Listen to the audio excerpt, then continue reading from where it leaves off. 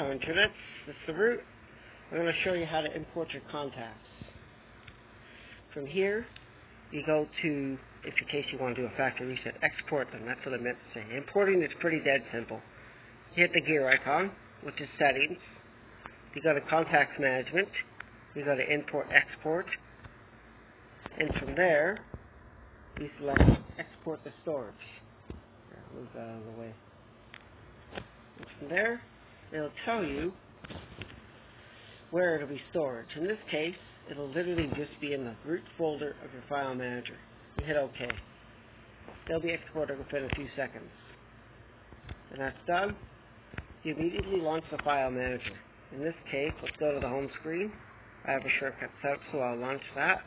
You go to internal storage, and from right there's your file. You select that, the sandwich menu, you select copy, and from there, you go to your SD card or USB OTG adapters, USB drive. It'll show there as a third or the second one. You select that, you click paste, and from there, your contacts are backed up, and that's really all you need to do.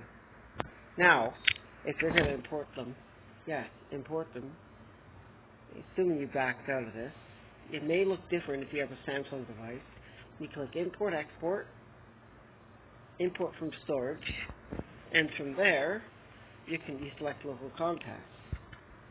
Import contacts to vCard, you click OK. And the rest speaks for itself. Well, I'm not going to do that because I don't really need to deal with that. I don't need to duplicate my contacts. So you hit OK, and then you select the vCard from the file manager. And that's pretty much all it takes. Thanks for watching.